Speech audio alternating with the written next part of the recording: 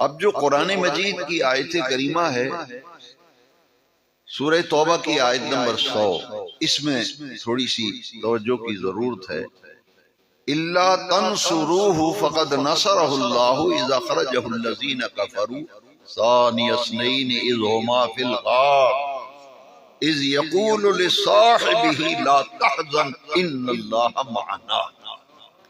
تمام مفسرین کرام نے لکھا کہ قرآن مجید میں غار کے اندر جو حضور نبی کریم صلی اللہ علیہ وسلم کی ہجرت کا ذکر آیا ہے، ثانی اثنین اذ ہما، تثنیہ کا صیغہ ہے۔ وہ کہتے ہیں غار میں دو ہی شخصیتیں تھی، تیسری تو تھی کوئی نہیں، یا حضور آقائے دو جہاں تھے یا یار غار مصطفیٰ ابو بکر صدیق تھے۔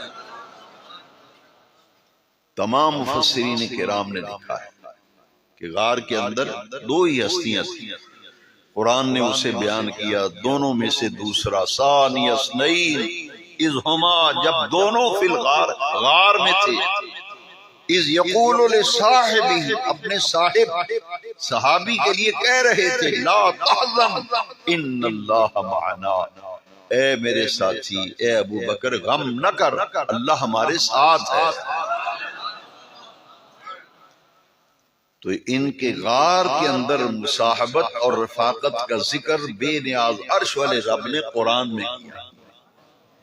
اب اس قرآن مجید کی آیت کریمہ کی روشنی میں ایک حدیث شریف میں مقام صدیق بڑے واضح انداز میں موجود ہے، بس توجہ سے سن کر اپنے دل میں اسے جگہ دے۔ کیسا پیارا منظر ہوگا کہ صحابہ کا بھرا مجمع ہے اور آفتاب نبوت جلوہ گر ہے اور صحابہ کرام حاضر خدمت ہے۔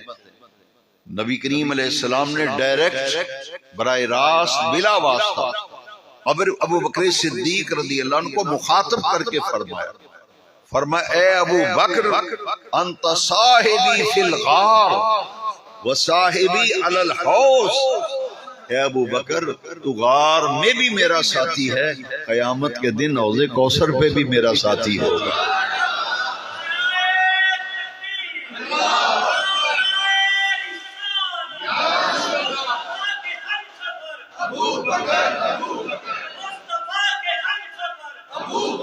یہ غار کے بھی ساتھی ہے، قیامت کے دن حوض کوثر کے بھی ساتھی ہے، اور آج میرے آقا کریم کے مزار کے بھی ساتھی ہیں، حضور کے مزار کے بھی ساتھی ہیں۔